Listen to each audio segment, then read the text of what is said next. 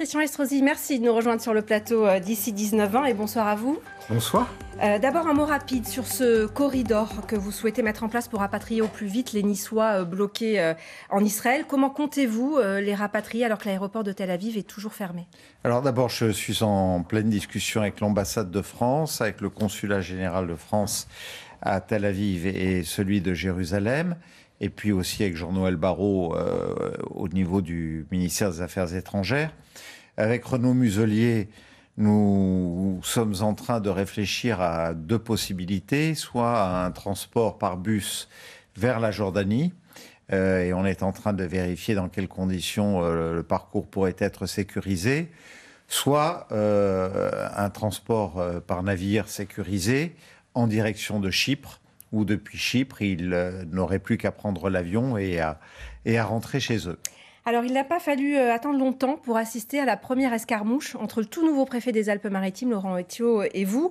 Laurent Otio, qui vous demande de retirer les drapeaux israéliens de la façade de la mairie de Nice, tout comme le préfet des Hauts-de-Seine a demandé de retirer un drapeau palestinien à Gennevilliers, au nom du principe de neutralité du service public.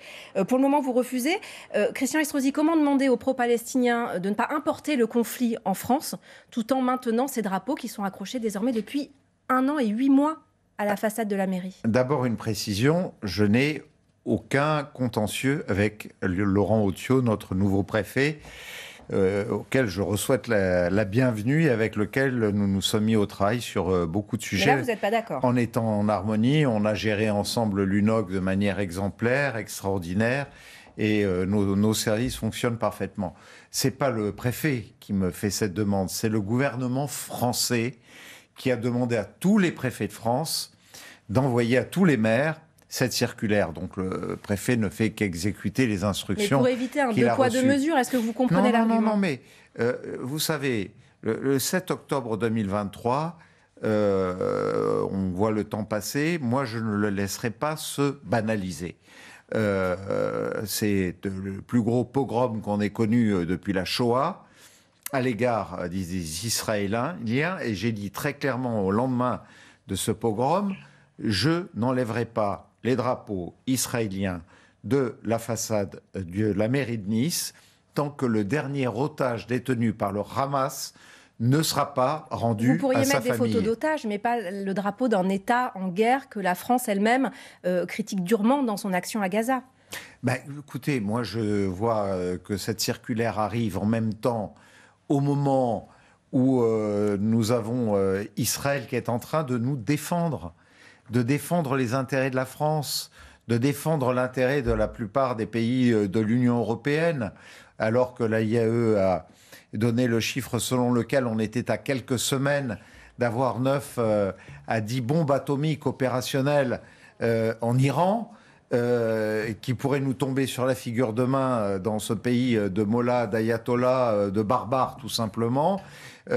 Aujourd'hui, qui défend les libertés fondamentales au nom de nous tous, alors que ce sont eux qui s'engagent, je considère que nous devrions le faire. Et on a compris que le drapeau israélien resterait accroché pour le moment.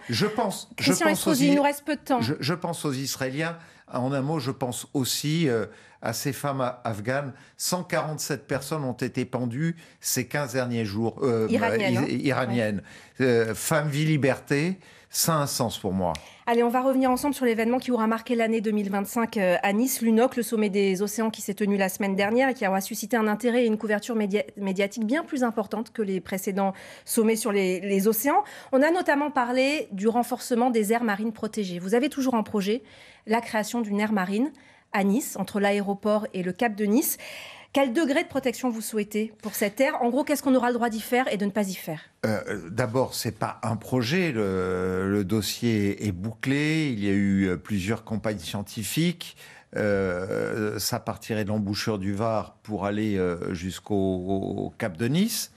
Et naturellement, nous avons ici, parce que depuis des années, entre notre station de traitement des eaux usées, que nous modernisons d'ailleurs en ce moment pour arriver à 0 microplastique, et l'ensemble de nos plages qui sont pavillon bleu, que ce soit en Mais face... qu'est-ce que ça va changer pour les Niçois? Cette aire marine protégée, qu'est-ce qu'on aura le droit d'y faire et de ne pas y faire? Est-ce qu'on le sait déjà?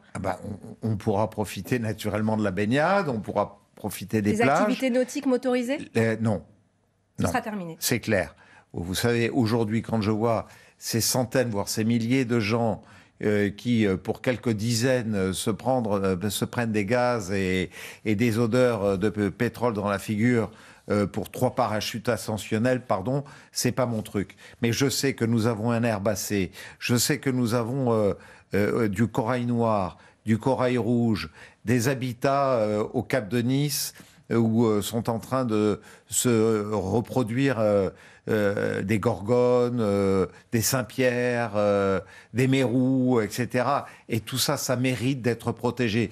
Les 2 tortues, Nicea et Unoc, qui faisaient 6 à l'eau récemment. Vous savez, on a trouvé des flacons de cette quantité de plastique à l'intérieur de leur estomac pour les soigner avant de les remettre à l'eau. Allez, il nous reste tellement peu de temps et je sais évidemment que vous allez prendre aussi beaucoup de temps, j'imagine, pour parler de votre dernier livre, Ma ligne bleue, qui est un manifeste pour la protection des océans. C'est un livre dans lequel vous écrivez au début, j'appartiens à une génération qui n'avait pas idée que l'environnement existait et qu'il pouvait être menacé. Vous commencez votre livre par un mea culpa assez sincère. Vous racontez que vous avez grandi dans l'ère du plastique, où voilà, c'était synonyme de progrès.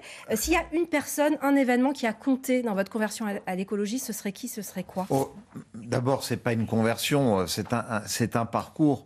Mais pour le ministre de l'Outre-mer que j'ai été et qui a sillonné le Pacifique Sud, qui a vu ces baleines à bosse que l'on voit dans ce film extraordinaire de Perrin, chassé par les Japonais, se faire couper les ailerons et être rejeté à la mer. Si je ne devais prendre qu'un exemple, là où nous avons à défendre cette biodiversité que l'on trouve dans notre sanctuaire Pélagos en face de Nice, ce serait déjà une bonne raison.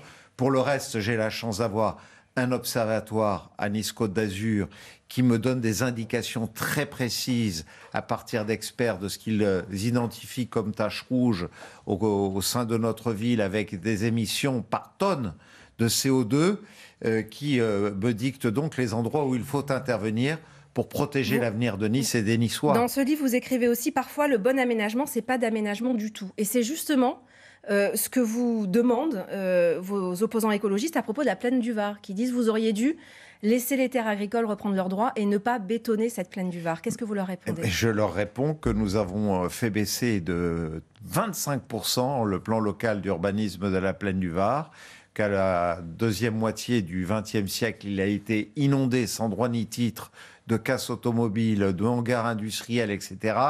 Et qu'aujourd'hui, là où naturellement il faut apporter aussi des réponses en matière de logement, et ça nous est demandé d'ailleurs par l'État, eh bien nous faisons surtout, parce que là vous voyez quelques immeubles montés, mais à côté vous allez voir d'ici 1 an à 1 an et demi, un parc de 30 hectares qui recouvrira à peu près la moitié de la hauteur de ces immeubles et qui sera un lieu de promenade, un lieu aussi à dimension sociale, parce que aujourd'hui, chacun... Vous savez, il y a 95% de gens qui ne disposent pas d'un endroit pour pouvoir s'épanouir en famille avec un petit carré de 4 mètres, 5 mètres, une terrasse. Allez. Eh bien, aujourd'hui, que nous ayons à l'est ou à l'ouest de la ville... Vous savez pourquoi, Christian Estrosi? C'est parce que les téléspectateurs attendent de pouvoir vous poser leurs questions. Ah. Et il y en a beaucoup, plusieurs qui vont dans le sens de celle de Misha, qui habite à Nice. Vous parliez d'un corridor sécurisé avec Israël. Pourquoi ne parle-t-on pas du cas similaire des ressortissants iraniens bloqués en Iran? Parce qu'aujourd'hui, nous avons un régime des mollahs qui fait que si la France fait la moindre tentative pour essayer, regardez toutes les négociations qu'il y a eu ces dernières années pour faire sortir de geôle des ressortissants français qui n'avaient rien fait et qui avaient été accusés de tous les maux et dont certains d'ailleurs ont été torturés et pendus. Donc naturellement on ne peut pas comparer cette situation. Ce que je sais, c'est que par contre, si Israël en vient à bout, si nous avons enfin le courage de nous engager à ses côtés, eh bien nous pouvons enfin faire tomber cette dictature des mollahs et puis faire tomber la loi de la charia, mettre en place une belle et grande démocratie qui nous rappelle cet Iran, cette Perse absolument extraordinaire que beaucoup d'entre nous ont connue. Pascal de Cannes-la-Boca vous demande, y aura-t-il une réconciliation avec Éric Ciotti? C'est dommage pour la région. C'est toujours dommage qu'il y ait des gens qui, naturellement, alors qu'ils ont partagé un temps d'histoire ensemble, à un moment...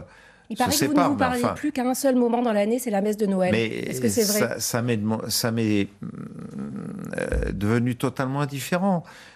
Qu'est-ce que vous voulez? Quand vous ne vous parlez plus du tout? Mais c'est pas qu'on se parle pas. On partage pas les mêmes convictions. On est parti du même endroit. L'URPR, l'UMP que nous avons fondé avec Jacques Chirac et Alain Juppé, les Républicains que nous avons fondés avec Nicolas Sarkozy. Aujourd'hui, il les jette aux gémonies alors qu'il leur doit tout grâce à l'amitié que j'entretenais avec eux pour lui permettre de faire son parcours. Donc, qu'est-ce que vous voulez? Aujourd'hui, il m'est totalement indifférent, tout simplement. Et vous ne citez en effet pas du tout son nom dans votre dernier ouvrage, Ma ligne bleue, donc paru aux éditions Michel Lafon.